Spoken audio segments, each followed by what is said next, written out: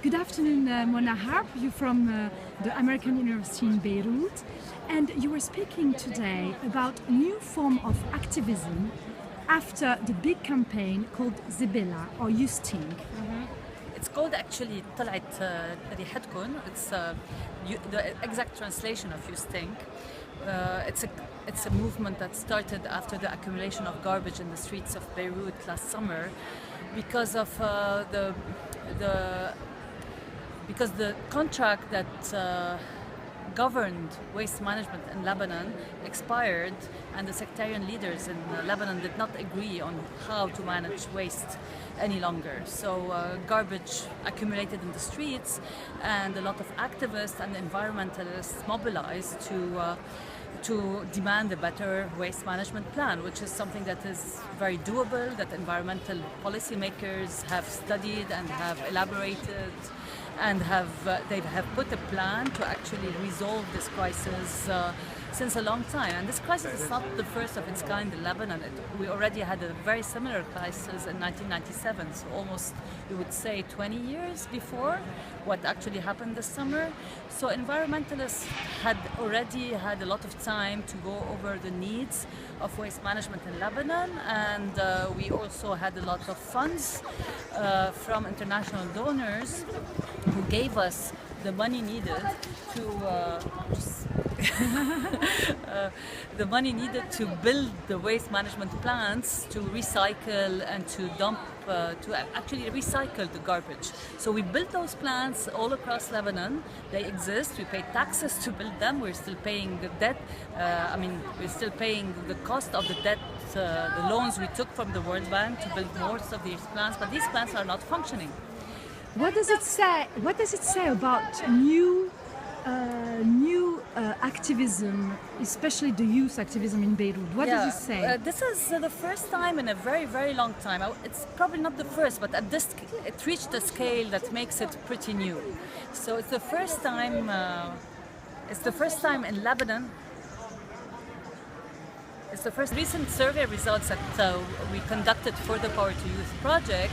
We see that about half of the youth who were never mobilized before in any political movement were actually sympathetic to the movement of the summer, of the not only the Youth Stink, because there's a larger movement that covers the Youth Stink and other groups that's referred to in Arabic as Al-Hirak, the movement. So a lot of young people are very much mobilized with Al-Hirak, and they are asking for the basic right of having a decent waste management system that guarantees clean air, clean city, a clean livelihood for them and their families and their kids, which is now extremely compromised. This is an urban health issue, a health issue that is catastrophic in Lebanon today, and the present solution of the government has been to reopen garbage dumps that have been declared as unhygienic anymore, and to dump even more garbage on the sea, which breaks Barcelona Convention, like drastically, which is a convention that Lebanon signed.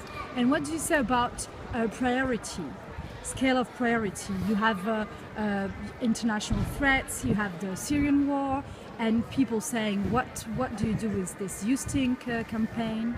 Yes, it's an immediate priority because it's about really your health, irrespective of who you are. It's even the health of the Syrian refugees that is compromised, and every other person living in Lebanon, even if you're a political elite, your health and the health of your kids is compromised too. So this should be, a state of emergency should be declared. It should have been declared months ago, if not earlier.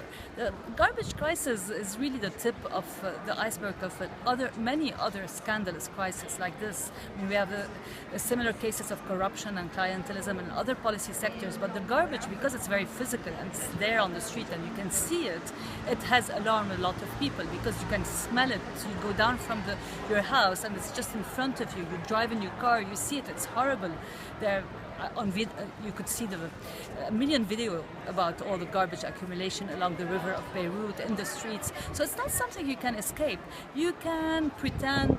Actually, you cannot pretend. You don't have electricity. You make a membership to an electric generator. You don't have clean water. You buy your own water. So we all have these B systems. But for garbage, what do?